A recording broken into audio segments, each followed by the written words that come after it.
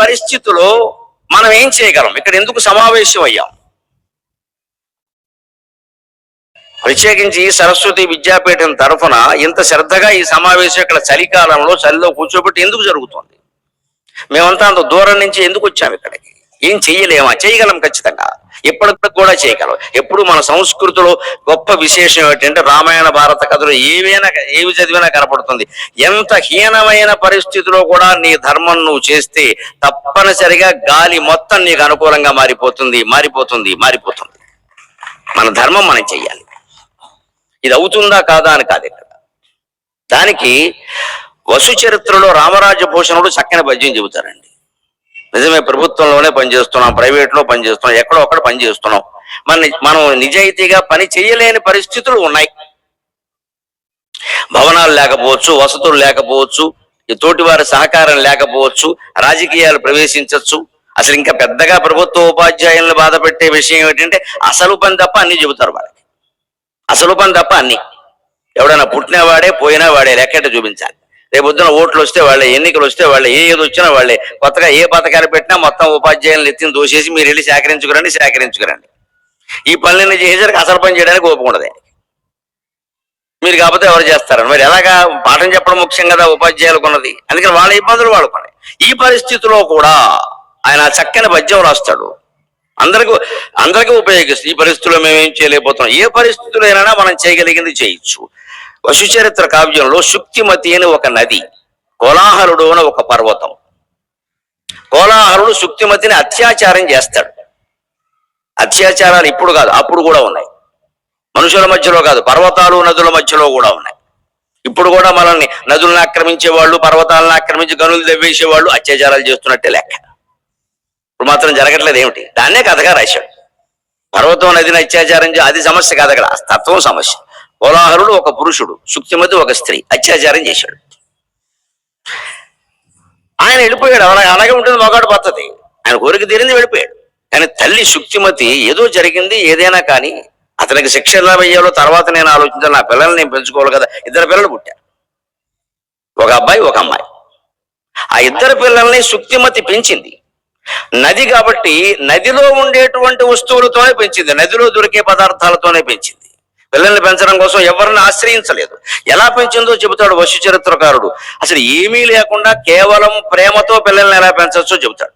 జలకములార్చి పాండు జలజచ్చద పాళిక గప్పి తమ్మి శంకుల తెలితే నెనుగులిడి కృందరగల్ కదలించు కల్వ తొట్టెలల కుమారు కూతును ఘటించి భజించు నదీలలామా కోమల కుముదాగ తాళికుల మంజురవంబున జోలవాడుచున్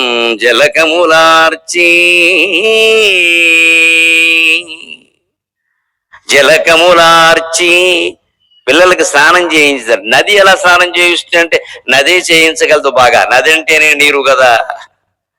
అందుకని తన నీటిలోనే స్నానం చేయించింది, ఎక్కడికి వెళ్ళక్కల్లా. తల్లి ఒళ్ళో స్నానం చేసినట్టే వాళ్ళు. పూర్వం తల్లులు కాళ్ళు ఇలా చాపి ఈ మోకాళ్ళ కింద నుంచి ఈ పాదాల వరకు మధ్యలో ఉండే భాగాన్ని తొంగిళ్ళు అంటారు. వాల్కూరికి సోమన ఆయన కావ్యంలో ఉపయోగిస్తాడు. తొంగిళ్లలో పెట్టి శివుని కాపాడి అంటున్నాడు. తొంగిళ్ళు అంటారు ఈ మధ్య భాగం. ఇక్కడ పడుకోబెట్టుకునేవారు పిల్లలు సరిగ్గా వాళ్ళ తొట్లో పడుకున్నట్టే. ఈ తొంగిళ్ళు ఎలా ఉంటాయంటే మోకాలకి పాదానికి మధ్య భాగంలో ఇలా మధ్యలో ఉండే ఖాళీ తొట్టిలాగే ఉంటుంది. అది కూడా ఆ తొట్టులో పడుకోబెట్టేవారు. ఈ గిన్నెలో నీళ్లు పోసుకునేవారు. అక్కడ ఒక పని మనిషి కానీ ఆవిడ చెల్లెలు కానీ తల్లి కానీ ఎవరైనా ఉండి అందులో వేడి నీళ్లు పోసేవారు, చన్నీళ్లు పోసే. అవి ఓసారి ఇలా అనుకుని దోసెడుతో నీళ్లు తీసుకుని ఆ బిడ్డ పొట్ట మీద పోసేవారు. కాస్త వేడిగా ఉంటే ఆపేసేవారు. ఇది నీళ్లు పోసే విధానం. అలాగే బాలకృష్ణుడికి యశోదాదేవి తొంగిళ్లలో పడుకోబెట్టుకుని దోషులతో నీళ్లు పోస్తూ ఉంటే నారదుడు చూసి ఆశ్చర్యపోయాట. వరాహావతారం ధరించినప్పుడు ఈ శ్రీ మహావిష్ణువు భూమండలాన్నంతా పైకెత్తాడు కదా, అప్పుడు 7 సముద్రాలు ఈయనకి స్నానం చేయిద్దామని చూసేయట. చూస్తే ఒక్కొక్క సముద్రం ఒక్కొక్క వెంట్రుకను తడపడానికి సరిపోయింది. మిగిలిన శరీరం అలాగే ఉంది. అది శ్రీ మహావిష్ణువు. అద్భుతంగా వర్ణిస్తాడు ఆయన. కృష్ణకర్ణామృతంలో బిల్వమంగళుడు చెబుతాడు అన్నమాట. యశోదాదేవి తొంగిళ్లలో పడుకోబెట్టుకుని స్నానం చేస్తుంటే బిడ్డకి నారదుడు చూసి ఆశ్చర్యపోయాడు. ఎంత లోకు అయిపోయాడో దేవుడు, ఈవిడ పెద్ద గొప్పదానిలాగా చేయించేస్తుంది. ఈయన తలుచుకుంటే ఎంతటి వాడు అసలు వరాహ అవతారంలో యద్రోమరంధ్ర పరిపూర్తి విధావశక్తాగ వారాగ జన్మని బభూరమీ సముద్రాగ తం నామనాథం అరవింద వృషా యశోద వాణిద్వయాంతర జలై స్నపయాం బభూవా అని కృష్ణ కర్ణామృతంలో బిల్వమంగళుడు వారిని వర్ణిస్తాడు అద్భుతంగా. వరాహ అవతారం ఎత్తినప్పుడు భూమండలాన్ని మొత్తం ఇలా ముట్టి మీద పైకి లేపితే భూమి చుట్టూ ఉన్న సప్త సముద్రాలు కూడా మళ్ళీ స్వామి మాకు దొరకడు, ఇప్పుడు ఆయన ముట్టి మీదే ఉన్నాం మేము, ఇప్పుడే కనుక శ్రీ మహావిష్ణువుకి అభిషేకం చేసి మేము ధన్యాత్మలు అవుతామని ప్రతి సముద్రం ప్రయత్నిస్తే సప్త సముద్రాలు కలిపితే 7 వెంట్రుకలు తలపగలిగేట, ఎంతకంటే ఏం తడవలేదు. ఇక మా వల్ల కాదని ఊరుకునేట. అది ఆయన అంతటా బృహత్ స్వరూపం. అణుర్బృహత్ కృషస్థూలక గుణపరం నిర్గుణోమగాన్ అని విష్ణు సహస్రంలో చెప్పినట్టే. బృహత్ అవదలుచుకుంటే ఎంత బృహత్ అయినా అవుతాడు, అణువు అవదలుచుకుంటే ఎంత అణువైనా అవుతాడు. అటువంటి పెద్ద మనిషిని, అటువంటి విశ్వమంతా వ్యాపించిన విష్ణువుని, సముద్రాలు కూడా తడపలేకపోయిన విష్ణువుని యశోదాదేవి తొంగిళ్లలో పట్టుకుని దూసి నీడతో స్నానం చేయించేస్తోంది. ఎంత గొప్ప విషయం ఇది అంటాడు ఆయన. భక్తి అంత గొప్పది, భక్తి అంత గొప్పది, భక్తి అంత గొప్పది. పిల్లలకి బాల్యం నుంచి ఆ భక్తి నేర్పాలి, భక్తి నేర్పాలి, భగవద్భక్తి నేర్పాలి, తల్లిదండ్రుల యందు భక్తి నేర్పాలి, దేశమాత యందు భక్తి నేర్పాలి. ఆ భక్తి ఇక్కడ చూడండి, దేవుడు స్థానంలో భారత మాతను పెట్టారు, ఓంకారాన్ని పెట్టారు, సరస్వతీ దేవిని పెట్టారు. మూడింటి మధ్యలో ఏమీ తేడా లేదండి, ఎక్కడా తేడా లేదండి. ఆ భారత మాత ఎలా ఉందమ్మా, సాక్షాత్ లలితాదేవిలా లేదండి. అంతకంటే ముత్తైదు ఉంటుందా, అంతకంటే నమస్కరింపదగినటువంటి స్త్రీ ఉంటుందా? సరస్వతీదేవి విద్యకి ప్రత్యేక. అంతిమంగా ఆధ్యాత్మికంగా మనం అందరం చేరుకోవలసింది ఓంకారం, ఛందస్సు, ప్రణవ ఛందస్సామివ. ఇంతకంటే విద్యకి లక్ష్యం ఉంటుంది. అందుకని సరస్వతి విద్యాపీఠం వారి యొక్క ఆలోచనకు అనుగుణంగా ఈ 3 పటాలు ఉంటాయి. నేను చాలా కార్యక్రమాల్లో పాల్గొన్నాను. ముందు దేశం, అలాగే విద్యా వ్యవస్థకి సరస్వతి, అంతిమంగా ఆధ్యాత్మికంగా ఓంకారం. అలాగా సరిగ్గా ఇక్కడ చెప్పు, జలకములార్చి ఆ చిన్నపిల్లకి స్నానం చేయించదట. పాండు జలజచ్చద పాళిక కప్పి, ఇప్పుడు స్నానం చేయించాక తుడవాలి కదా, తువ్వాళ్ళు ఇవి, తువ్వాళ్ళ కోసం ఊరికి డిమార్ట్ అని వెళ్ళలేదు, కారేసుకుని. ఇక్కడ మనకి తువ్వాలు కావాలన్నా డిమార్టే. అందుకని డిమార్ట్కి వెళ్ళి తువ్వాలు తెద్దామని కూర్చోలేదు. లేదు, అక్కడ సుక్తి మీద ఎక్కడికి వెళ్తుంది, డిమార్ట్కి ఇంకో మార్ట్కి. ఆవిడ ఏం చేసిన, తామరపు, తెల్ల తామరపు రేకులండి, పాండు జలజచ్చద పాళిక గప్పి, తెల్ల తామరపు రేకులతో బిడ్డ ఒళ్ళు తుడిచిందటండి. అదమ్మా చేయదలుచుకుంటే, పని చేయదలుచుకుంటే సాధనం అదే దొరుకుతుంది. ఎగ్గొట్టదలుచుకుంటే వంకలు దొరుకుతాయి, ఎగ్గొట్టదలుచుకుంటే వంకలు దొరుకుతాయి. ఒక ఉపాధ్యాయుడు చూడండి, 9ంటిగా బడికి రావాలి, 10ంటికి అండి. ఇప్పుడు ప్రభుత్వంలో 9ఏనా, సుమారుగా అదే అనుకుందాం, 9 ఏదో అంకె అనుకోవాలిగా, 9 అనుకుందాం. 9ంటికి రావాలనుకోండి, మన ఉపాధ్యాయ సోదరులు ఎలా ఉంటారు, ఒకడు 9:30కు వస్తాడు. ప్రధాన ఉపాధ్యాయుడు అడిగాడు, ఒక అరగంట అటు ఇటు అవుతుంది సార్. ఎప్పుడు అటే అయింది, ఇటు అవ్వలేదు. మరి వెళ్ళిపోయేటప్పుడు అరగంట ముందు వెళ్ళిపోతుంది. మా ఆవిడని పికప్ చేసుకోవాలంటాడు. అదో బ్యాంక్ అక్కడ, మళ్ళీ సిటీలో ఉంటుంది ఇది. మా ఆవిడని పికప్ చేసుకోవాలి. వెళ్ళేటప్పుడు అరగంట ముందు వెళ్ళిపోతాం, వచ్చేటప్పుడు అరగంట ఆలస్యంగా వస్తాం. పైగా ప్రధానోపాధ్యాయుడు అడిగితే అటు ఇటు అవుతుందంటే అటు అవ్వలేదు, ఎప్పుడు ఇటే అవుతుంది. మరి ఎప్పుడైనా పోనీ 8:30కు వచ్చామా, లేదే. అంటే ఎగ్గొట్టదలుచుకున్న వంకలు ఉంటాయండి, కానీ పని చేయదలుచుకున్నా కూడా సాధనాలు ఉంటాయి. మనం చేయదలుచుకుంటే చేస్తాం అంతే. ఆ సంకల్పంలో ఉంది అక్కడ. ఇది లేదు కదా, నేను ఎందుకు చేయాలని ఇంకోటి ఉంటుంది అక్కడ, ఇంకోటి ఉంటుంది. అందుకని తెల్ల తామరపు రేకులతో ఒళ్ళు తుడిచింది. ఈ పనికి మాలిన తువ్వాళ్ళు పెట్టి తోడవడం కంటే దాంతో తోడవడం మంచిది, రూపాయి ఖర్చు లేదు. డిమార్ట్కి వెళ్ళి తువ్వాలకుంటే అదే ఉంటుంది 100 రూపాయలు. ఇప్పుడు ఈ మొహానికి 100 రూపాయలు పెట్టాలో కూడదో తెలియదు. ఇక్కడ ఇప్పుడు 100 రూపాయలు విలువ చేస్తాడో లేదో కూడా తెలియదు. తమ్మి శంకుల తెలితే నేను ఉగ్గులిడి, బిడ్డకి స్నానం కాగానే వెంటనే ఆకలిస్తుంది, పసిబిడ్డకి పాలు తాగాలనుకుంటాడు. అందుకని మరి నది పాలు ఎలా ఇస్తుందండి? ఆ తెల్ల తామర పువ్వుల్లో, కలువుల్లో ఉండే తేనెని అక్కడ ఉండే తామర పువ్వు రేకులతోటే తీసి ఉగ్గు కింద పట్టించింది. అంటే తనలోంచే పద్మాలు, తన నదిలోనే పద్మాలు, పద్మాలలోనే తేనె, అన్ని అక్కడే ఉన్నాయి. పడుకోబెట్టాలి కదా, కడుపులో ఏదైనా పడగానే ముక్తాయాసం అంటారు. పసిబిడ్డకి పాలు తాగారని నిద్ర వస్తుంది. కొంతమంది పసిపిల్లలు మీరు గమనించిన, తల్లి ఒళ్ళో పాలు తాగుతూనే పడుకుంటారు. పడుకున్నాడు పాపం అని జాగ్రత్తగా తల్లులు ఎంతో జాగ్రత్తగా కాస్త కదిపితే వాడి నిద్రపోతుందేమో అని దిరిసిన పువ్వుని ఏదో అవసరమై పూజ కోసం పుష్పాన్ని కోసినప్పుడు వ్యవహరించేంత సున్నితంగా వ్యవహరించి తీసుకెళ్లి నెమ్మదిగా అలా మంచం మీద ఉయ్యాల్లోనే పడుకోబెడతారు. కొంచెం కదిలితే లేస్తాడు. మళ్ళీ వాళ్ళు లేవకూడదని ఒకటి, వీళ్ళ పని ఆగకూడదని ఒకటి, 2 ఉంటాయి. తప్పు లేదు, మమకారం 2 ఉంటాయి, అంత ప్రేమ. అందుకని ఆవిడ కూడా కల్వ తొట్టేలా, ఆ ఉగ్గుబాలు బేగించగానే నిద్ర వస్తుంది కాబట్టి కల్వ తొట్టెలలో పడుకోబెట్టింది. కలువ తొట్టెల్లో పడుకోబెట్టారు, బానే ఉందండి. ఉయ్యాల ఊపాలి కదా, ఊపితే గాని పిల్లలు పడుకోరు కదా అంటే చూడండి, అసలు ఆ నది ఎప్పుడైతే తన బిడ్డల్ని తాను పెంచుకోవాలి, ఎవరిని అడగద్దు, మగాడు అన్యాయం చేసినా సరే వాడి మీద కేసు పెట్టడమో ఏదో చేయడమో అది వేరే విషయం, ముందు పసిపిల్లలకు అన్యాయం జరగద్దు, నా పిల్లలు నేను పెంచుకోవాలని భావించిందో సమస్త ప్రకృతి ఆవిడికి సహకరించిందండి. నీళ్ళంటే అక్కడ ఉన్నాయి. ఉగ్గెలా వచ్చిందండి? తేనె. పద్మాలు ఉండకపోతే తేనె రాదు కదా. పద్మాలు అక్కడ ఆవిడ నది ఏం పెట్టలేదు కదా, పద్మాలు తమంతా తామే ఉన్నాయి. పద్మాల రేకులు విచ్చుకున్నాయి, అందులో పడుకోబెట్టింది. ఆ తామరపు రేకులతోటే తేనె తాగించింది, అదే ఉగ్గుబాలుగా చేసింది. అక్కడ తొట్టెలో పడుకోబెట్టింది, కానీ ఉయ్యాల ఊపాలి కదా.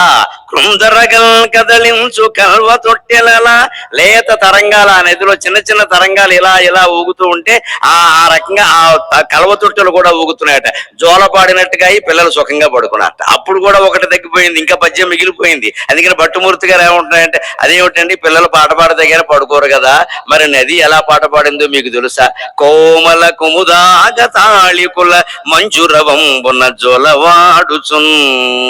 ఆ పద్మాలలోనూ కలువ పూలలోనూ ఉండే తేనెను ఆస్వాదించడం కోసం వచ్చినటువంటి తుమ్మెదలు ఝుమ్ ఝుమ్ ఝుమ్ అని ఝంకారం చేస్తున్నాయట. ఆ ఝంకారానికి పిల్లలు హాయిగా పడుకున్నాయట. అంటే ఒక కించిత్తు ప్రయత్నం నీ పిల్లల్ని పెంచుకోవడానికి నువ్వు చేస్తే మిగిలిన ప్రకృతి అంతా నీకు సహకరిస్తుంది. అలాగే ఉపాధ్యాయ సోదరులకి నమస్కారం పెట్టి కోరుతున్నా, వ్యవస్థని బాగు చేసే ప్రయత్నం మీరు చేయండి, భగవంతుడు ఆశీర్వదిస్తాడు, సమాజం మారుతుంది. ఏం మారుతుంది? మన వల్ల అవుతుందా, మనం ఒక్కళ్ళని చేస్తే అవుతుందా? ఈ నిరాశకు లోను కాకండి. విద్య అంటేనే ఆశావాదం, విద్య అంటేనే ఆశావాదం, విద్య అంటేనే స్వచ్ఛత. పోతన గారి పద్యం చదువుకున్నాం ఇందాక, శారద నేరదేందు. 17 తెల్లటి పదార్థాలు 17 పదార్థాలతో వర్ణించాడు. తెల్లటి పదార్థాలు ఎందుకు పెట్టాడండి? అమ్మవారిని చూడండి, సరస్వతీదేవి తెల్లచీర కట్టుకుంటుంది, లక్ష్మీదేవి ఎర్రచీర కట్టుకుంటుంది, కాళికాదేవి నల్ల చీర కట్టుకుంటుంది. లెక్కలవి. సరస్వతీదేవి తెల్లచీర అంటే అర్థమేడు, వాళ్ళ ఆయన తెల్లచీర కాకపోతే ఎర్రచీర కొనడా?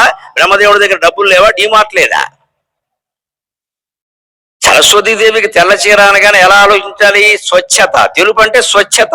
తెలుపు మీద మరక పడితే వెంటనే కనిపిస్తుంది. మాసిపోవడంలో ఎర్ర చీర తెల్ల చీర అన్ని ఒకటే. మనం ఏమనుకుంటామంటే తెలుపు అయితే మాపు ఆగుతుంది, మాపు ఆగదమ్మా, మాపు కనపడదు, అంతే. అవడం మాపు ఒకటే. మరకంటూ అంటే తెల్ల బట్టకైనా ఒకటే, నల్ల బట్టకైనా ఒకటే. తెలుపు మీద నీకు మరక స్పష్టంగా కనిపిస్తుంది, నలుపు మీద మట్ట కనపడదు. కనపడకపోతే నష్టం ఏమిటో తెలుసా? మాసిపోలేదనుకో అదే తొడుగుతూ ఉంటాం, ఇంకా అంతకంటే తెల్ల బట్టలే మంచిది. మాసిపోగానే కనపడితే తీసి పారేస్తాం, అంతే.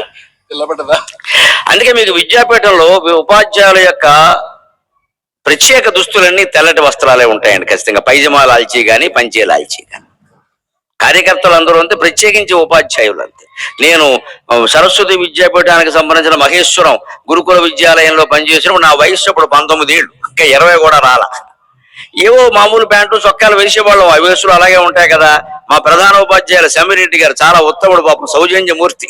ఆయన పిలిచి 20 రోజులు ఎంతో 2 నెలల మాస్టర్ మీరు బొత్తిగా 10వ తరగతి పిల్లల కంటే సన్నగా ఉన్నారండి. ఎందుకంటే వాళ్ళు ఇంత ఉండేవాడు, సీనియర్ ఆర్టిస్టులు కూడా 2-3 సార్లు చదివిన వాళ్ళు ఉండేవాడు అప్పుడు.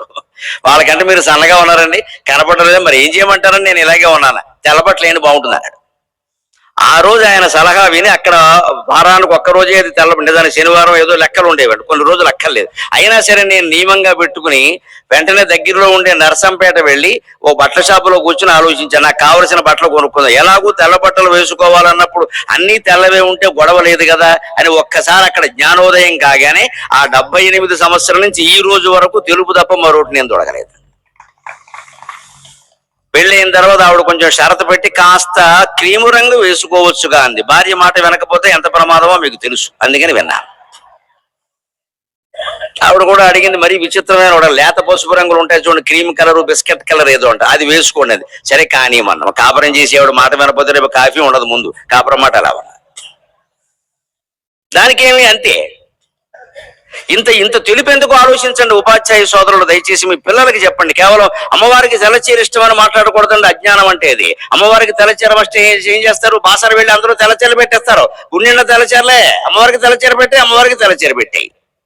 అందుకే సరస్వతి ఆలయంలో పూజారి నాకు చెప్పాడు, అయ్యా మీ ప్రవచనాల్లో సరస్వతీ దేవికి ఎర్ర చీర, ఆకుపచ్చ చీర, నీలం చీర కూడా పెట్టచ్చని చెప్పండి అన్నాడు. ఎందుకయ్యా అంటే కట్టుకోలేక మా ఆవిడ చచ్చిపోతుంది అన్నాడు. అందుకని తెల్ల చీర అస్తమానం పెడుతుంటే కట్టుకోలేక మా ఆవిడ ఇబ్బంది పడుతుందండి, ఆకుపచ్చ ఇరుపు కూడా నీకు ఎందుకు, నేను చెప్తాను, నీకు బ్రాండ్ అంబాసిడర్ నేనే అన్నాను. అది వ్యవస్థ ఉద్దేశం గ్రహించాలని ఆవిడకి తెల్ల చీర ఇష్టమని పెట్టేయడం శ్రీరామచంద్రమూర్తికి పానకం ఇష్టం ఉండడం, వినాయకుడికి ఉండాలని ఇష్టం ఎందుకన్నారు? ఆ ఎందుకన్నారో తెలిస్తే మనం ఏం చేయాలో తెలుస్తుంది.